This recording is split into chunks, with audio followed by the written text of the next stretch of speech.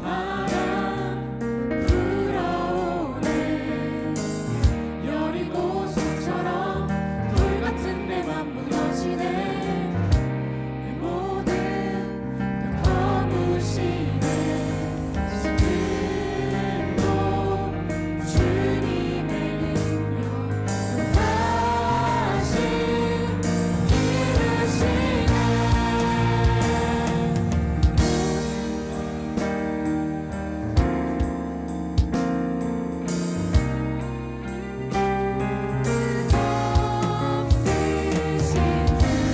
결코 패배하지 않네.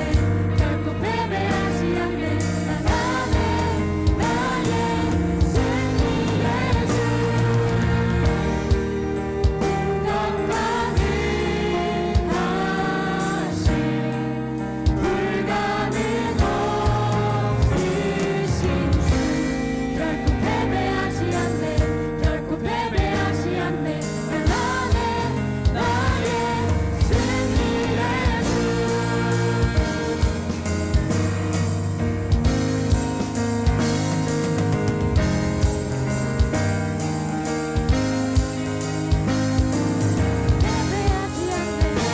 않네. 패배하지 않네. 패배하지 않네. 패배하지 않네. 패배하지 않네. 패배하지 않네. 내 주. 패배하지 않네. 패배하지 않네. 패배하지 않네. 패배하지 않네. 패배하지 않네.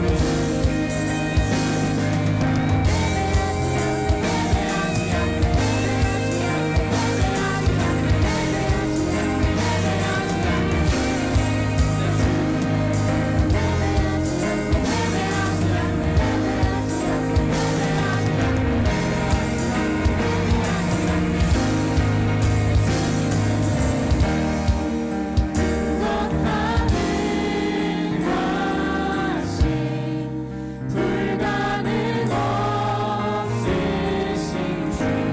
결코 패배하지 않네. 결코 패배하지 않네. 나의 승리의 주. 넌 가능하신 불가능 없으신 주. 결코 패배하지 않네. 결코 패배하지 않네. 나의 승리의 주.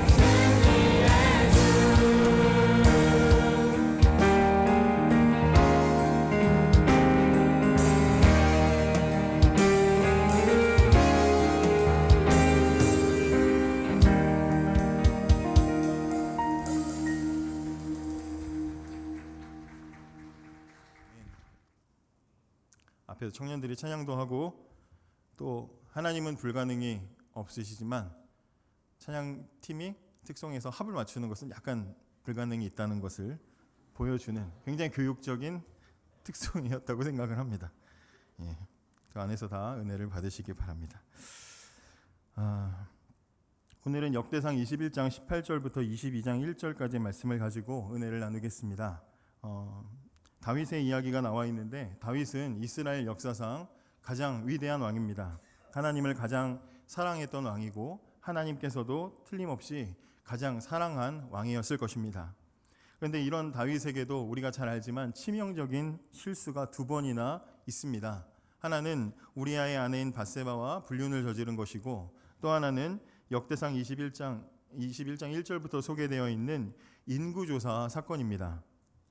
물론 왕이 인구조사를 하는 것 자체는 문제가 되지 않습니다. 그런데 진짜 문제는 인구조사를 하게 된 그 원인입니다. 1절 안 읽었지만 보시면 다윗은 사탄의 충동질 때문에 인구조사를 하게 되었다고 밝히고 있습니다. 근데 여기서 이 충동했다라는 이 표현은 개역 한글판에는 격동했다라고 말하는데 이것은 열왕기상 21장에 보면 역대 이스라엘 최악의 왕이었던 아합에 대한 기록에서 아합이 악한 이유는 이세벨이 그 아합의 마음을 충동질했기 때문이다 할 때 사용됐던 표현입니다. 그러니까 이 단어의 쓰임을 가만히 보면 아무것도 모르는 착하고 순진한 다윗을 마귀가 억지로 죄짓게 만들었다는 이야기가 아니라 다윗의 마음 속에 일어나고 있던 어떤 악한 마음을 사탄이 부추기고 선동해서 악한 행동이 되게 만들었다는 말로 우리가 이해할 수 있습니다. 그럼 다윗이 인구조사를 한 의도가 무엇입니까? 당시에 다윗은 통치 초기에 일어났던 여러 가지 문제들을 잠재우고, 그리고 18장부터 보시면 주변 국가들을 차례로 정복해서 상당한 안정기에 접어들고 있음을 보게 됩니다. 그러니까 모든 것이 안정되고 승승장구하고 이제 좀 내가 이렇게 좀 이루었다라는 생각이 들게 되니까 그 다윗의 마음에 교만이 싹트기 시작한 겁니다. 자신이 이룬 업적, 특별히 군사적으로 자신이 만들어 놓은 어떤 이 국가의 강함을 확인을 하고 싶은 마음이 들었습니다.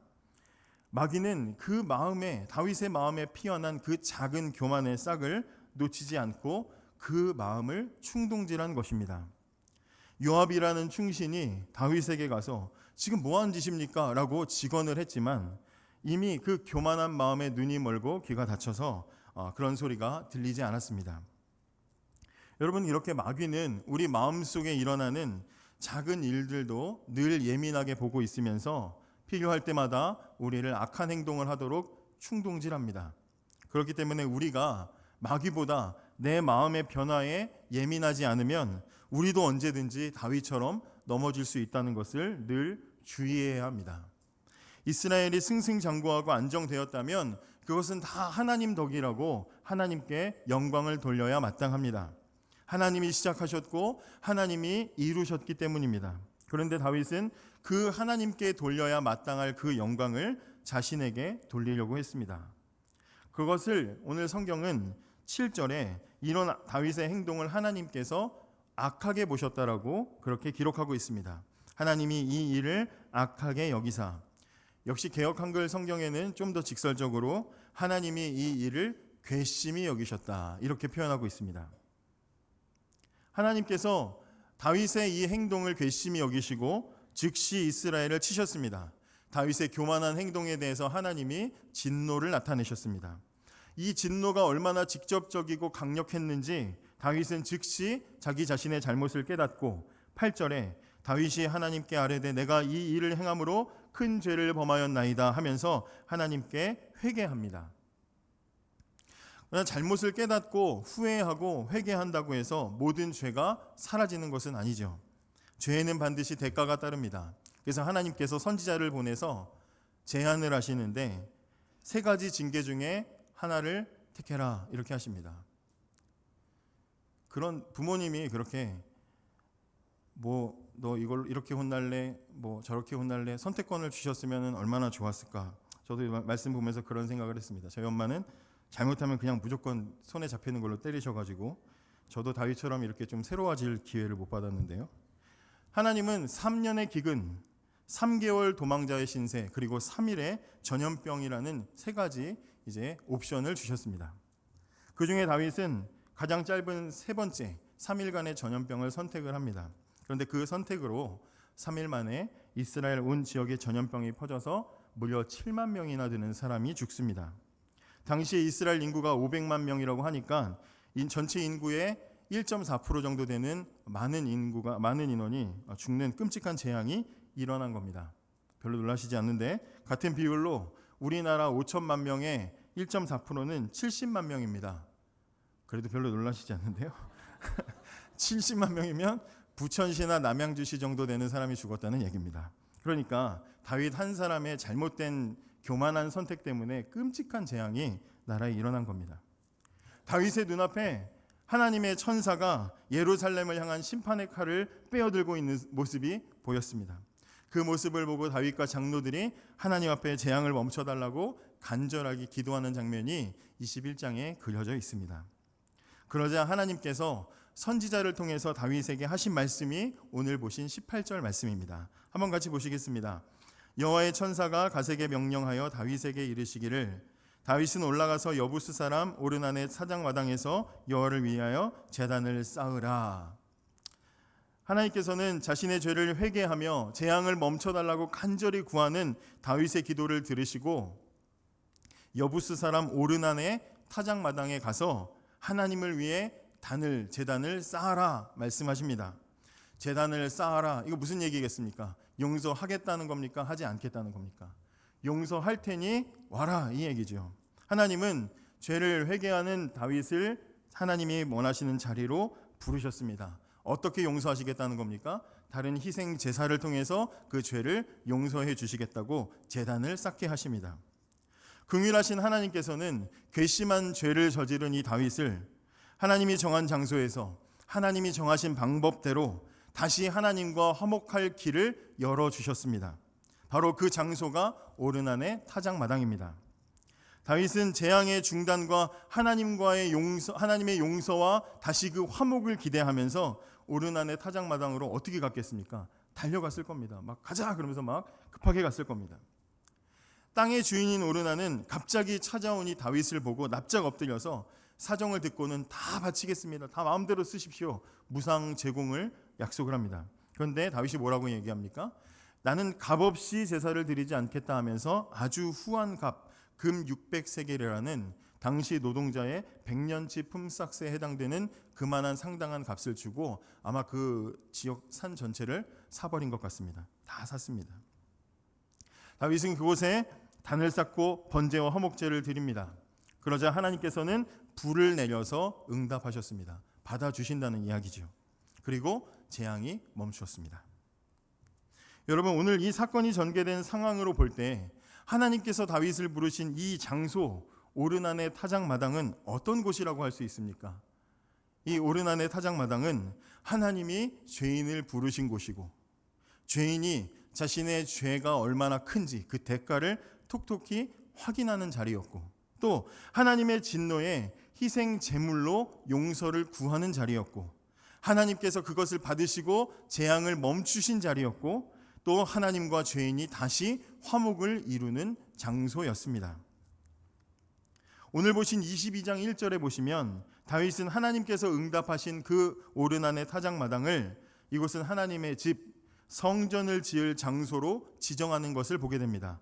22장 1절을 한번 보시겠습니다. 다윗이 이르되 이는 하나님의 성전이요 이는 이스라엘의 번제단이라 하였더라. 이곳에 성전을 짓겠다 정합니다. 근데 잘 아시는 대로 하나님은 다윗이 성전을 짓는 것을 허락하지 않으셨습니다. 그래서 그 후로 다윗은 남은 여생을 무엇을 위해서 충성을 합니까? 성전 건축을 위한 만반의 준비를 갖추는데 아주 최선을 다합니다. 그리고 자신이 이루지 못한 성전 건축의 꿈을 그의 아들 솔로몬이 이어가게 해서 결국 잘 아시는 대로 솔로몬이 그 자리에 아름다운 예루살렘 성전을 세우게 됩니다. 그 기록이 역대하 3장 1절에 있습니다. 한번 띄워주시겠습니까? 같이 읽어보겠습니다. 솔로몬이 예루살렘 모리아 산에 여호와의 전 건축하기를 시작하니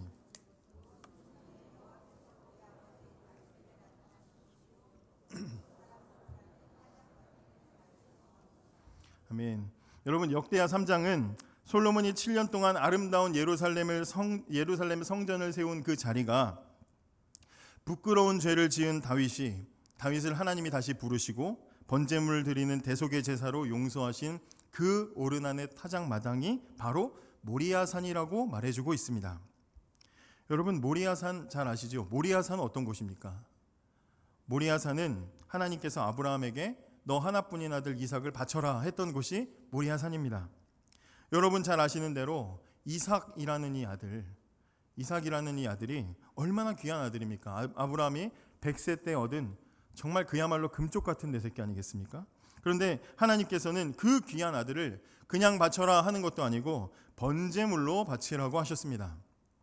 번제가 뭡니까? 번제는 그냥 죽이는 게 아니고 그 제물을 죽이고 그리고 각을 완전히 떠서 태워서 드리는 제사입니다. 여러분, 우리가 결과를 알고 지금 이 사건을 접해서 그렇지만 하나님에 대한 이 아브라함의 순종과 믿음이 증명되려면 모리아 산에서 이삭은 반드시 죽어야 합니다. 이삭의 생명은 철저하고 완전하게 각을 떠서 제물로 바쳐져야 증명이 됩니다. 이삭은 지금 죽음을 피할 수 없는 상태였습니다. 그런데 잘 아시는 대로 여기에도 하나님의 자비가 나타나죠. 아브라함이 이삭을 향해서 칼을 빼어 들었을 때 하나님은 아브라함의 칼을 멈추게 하시고 미리 예비하셨던 순양을 제물로 준비하셔서 번제물로 대신 바치게 하십니다.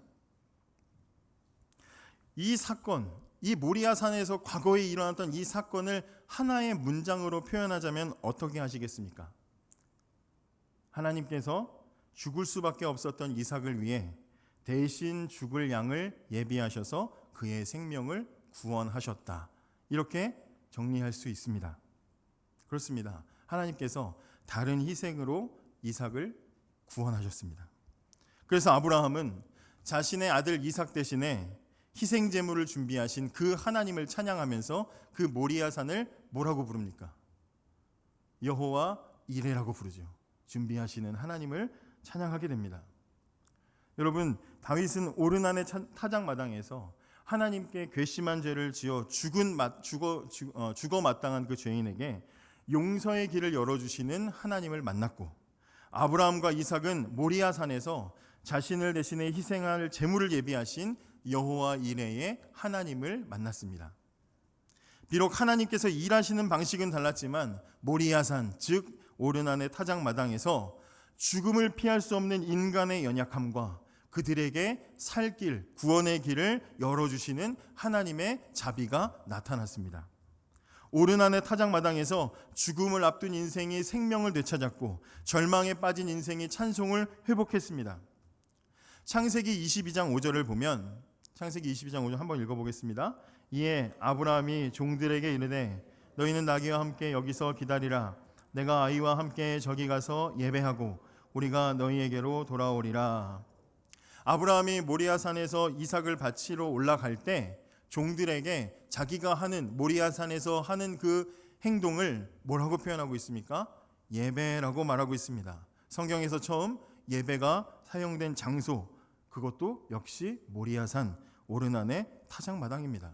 그래서 오늘 본문의 다윗이 이런 역사적인 배경과 자신의 경험이 담긴 이 장소를 하나님께서 성전을 세우시고 우리에게 응답하실 장소로 정하신 줄 깨닫고 22장 1절에 이는 여호와 하나님의 성전이요 이는 이스라엘의 번제단이라, 이렇게 고백한 것입니다. 사랑하는 여러분, 하나님이 죽어 마땅한 죄인을 부르신 자리, 자신의 죄의 무게를 깨닫는 자리, 죄의 값이 대신 치러지는 자리, 그래서 하나님의 재앙이 멈춘 그 자리, 하나님과 죄인이 다시 화목을 이루는 자리, 이 일이 일어난 자리가 바로 예배의 자리인 것입니다. 여러분, 하나님께서 죄인을 먼저 부르시고 그 죄인을 만나 주셨습니다. 죽어 마땅한 죄인은 희생 제물을 가지고 하나님께 나아갈 수 있습니다. 여러분, 죄인이 하나님을 만나는 이 예배는, 예배의 자리는 늘 이런 방식으로 만들어졌습니다. 웅장하고 아름다운 예루살렘 성전이 세워졌지만 성전에서 드리는 제사, 예배도 똑같은 방식입니다. 성전을 하나님의 집이라고 부른다고 해서 무슨 하나님이 편히 쉬시는 별장이 아니죠. 성전을 왜 하나님의 집이라고 합니까? 하나님이 우리를 만나려고 그곳을 만드신 것 아닙니까? 그래서 성전은 겉으로는 빛과 번쩍하고 화려해 보이지만 그 속은 항상 하나님 앞에 나온 그 죄인을 대신해서 죽은 짐승의 피로 가득했습니다. 죄인이 하나님께 나아가는 이 예배의 자리는 그곳이 어디든지 상관없이 죄인은 철저하게 낮아지고 하나님의 풍성하신 자비와 긍휼만이 나타나는 곳이었습니다. 여러분, 모든 예배가 다 그렇습니다. 타락한 이후에 아담이 드린 예배를 생각해 보십시오. 우리가 잘 알고 있지만 아담이 에덴 동산에서 쫓겨날 때 죄를 지은 자신의 몸을 나뭇잎으로 아무리 가려도 가려지지 않습니다. 그러자 하나님께서 어떻게 하십니까? 다른 짐승을 대신 죽여 그 가죽 옷을 입혀서 그의 죄를, 부끄러움을 가려주셨습니다. 그러면 아담이 그 이후에 에덴 동산 밖에서 매일 하나님을 생각하고 제사를 드리면서 가죽 옷을 입으면서 무슨 생각을 하겠습니까? 나의 허물을 다른 생명으로 대신 가려주신 하나님의 사랑. 예배를 드릴 때마다 내가 죽어야 되는데 나 대신 죽은, 내 죄를 가려준 이 짐승, 내 대신 죽은 그 생명을 생각하면서 하나님 앞에 감사함으로 나아가지 않았겠습니까? 여러분, 노아가 드리는 예배는 어떻겠습니까? 홍수 심판 후에 땅이 드러나자 노아는 방주에서 내려서 하나님께 예배를 드립니다. 온 인류가 하나님의 죄 때문에 하나님의 무시무시한 심판을 받아서 죽은 그 자리, 사람들이 다 죽은 온 인류가 멸망한 그 자리 위에 서서 노아가 예배를 드릴 때 어떤 마음으로 예배했겠습니까? 인간의 죄가 얼마나 악한지, 우리의 죄의 대가가 얼마나 무거운지, 그럼에도 불구하고 다시 길을 열어주시고 구원하시는 하나님의 자비가 얼마나 큰지, 그것이 바로 예배 아니겠습니까? 여러분, 오르난의 타작마당에서 드린 이 다윗의 예배는 명백한 죄의 대가와 하나님의 긍휼과 자비와 용서가 드러났고 다시 하나님과 화목을 이루었는데 우리에게도 동일한 사건이 일어났습니다. 우리의 죄가 드러나고 죄에 대한 하나님의 진노가 나타나고 우리가 짊어질 죄의 대가가 다 드러난, 완전히 드러난 우리의 실체가 밝혀진 장소가 있습니다. 그것이 어디입니까? 바로 우리 구주께서 죽으신 십자가입니다. 예수님이 당하신 이 십자가는 우리가 지은 죄의 대가고 결과입니다. 예수님은 그 십자가에서 하나님과 단절되셨습니다. 엘리 엘리 라마 사박다니, 나의 하나님 어찌하여 나를 버리시나이까, 고통 중에 외치셨던 그 십자가.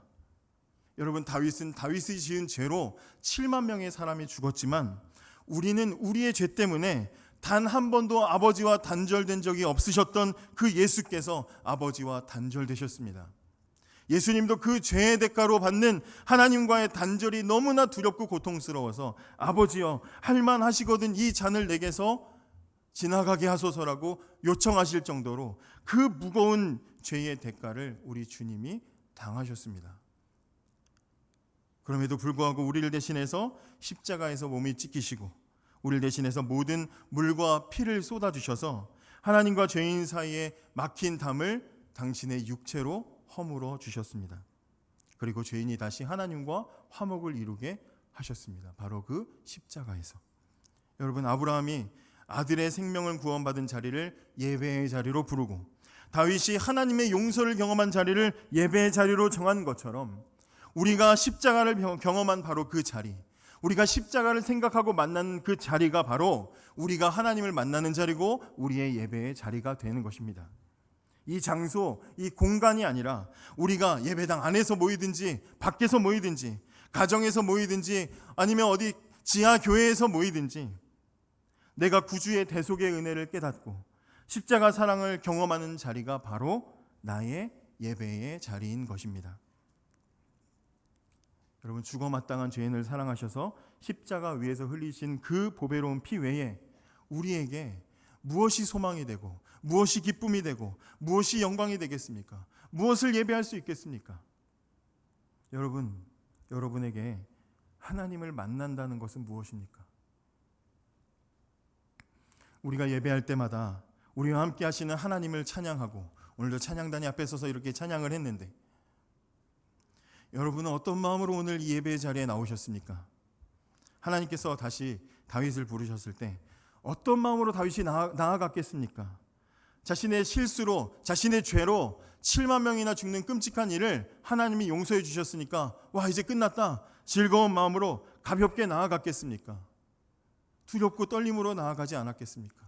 다시 주신 기회에 감사하면서 겸손하게 나아가지 않았겠습니까? 경박하게 춤추며 나갔겠습니까?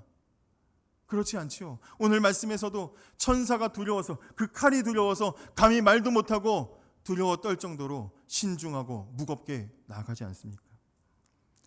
두렵지만 그래도 그곳에서 받은 은혜가 감사하고 또 그 은혜를 맛보고 싶어서 날마다 그 예배의 자리를 사모하며 그리워하며 예배할 때마다 기쁨으로 그 자리에 나아가지 않겠습니까?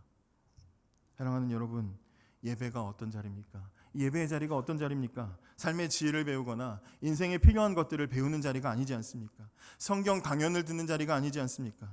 이 예배의 자리는 어떤 자리입니까? 이 자리는 예수의 생명으로 지불된 자리이고 하나님께서 이 죄인에게 얼마나 큰 긍휼과 자비와 은혜와 사랑을 베푸셨는지를 깨닫는 자리가 아닙니까? 여러분, 우리가 어떠한 마음으로 하나님께 나아가 예배해야 하겠습니까?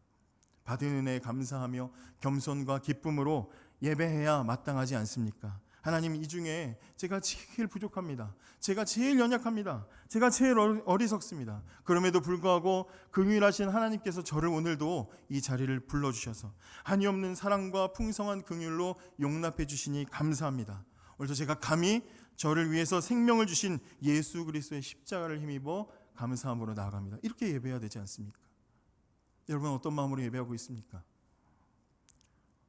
혹시 예배의 자리에서 다윗처럼, 교만한 다윗처럼 내 공로와 내 능력을 자랑하려고 이 자리에 있지 않습니까? 나는 그래도 여기 있는 다른 사람들보다 낫다. 나는 오늘 훌륭한 공로를 세웠다. 나는 오늘 잘했다. 나는 기도를 잘했다. 설교를 잘했다. 나는 오늘 찬양을 잘했다. 대단한 헌신과 봉사를 했다. 이런 마음으로 혹시 나를 드러내려고 이 자리에 계시진 않습니까? 남들이 알아주기 바라면서 하나님 앞에 괘씸한 마음을 가지고 예배하고 있지는 않습니까? 바라기는 은혜의 자리에 기쁨과 감사의 예배를 드리는 겸손한 예배자로 살아가는 저와 여러분이 되기를 원합니다. 이 시간 함께 기도하기 원합니다. 여러분의 예배는 어떻습니까? 여러분의 예배는 나의 죄가 드러나고 구주 예수님의 십자가로 말미암는 하나님의 긍휼과 사랑이 나타나고 있습니까? 예배할 때마다 두렵고 떨리는 마음으로 은혜를 사모하며 나아가고 있습니까? 아니면 나의 능력이나 재능이나 나의 의와 헌신과 수고를 자랑하는 자리는 아닙니까? 이 시간 기도하실 때 하나님의 사랑과 긍휼을 경험하는 예배, 은혜를 사모하며 경외함으로 나아가는 예배, 예수 그리스도의 십자가만을 힘입어 드리는 예배자가 될 수 있도록, 그렇게 살아가도록 간절한 마음으로 함께 같이 잠시 기도하겠습니다. 함께 같이 기도하겠습니다. 하나님 감사합니다.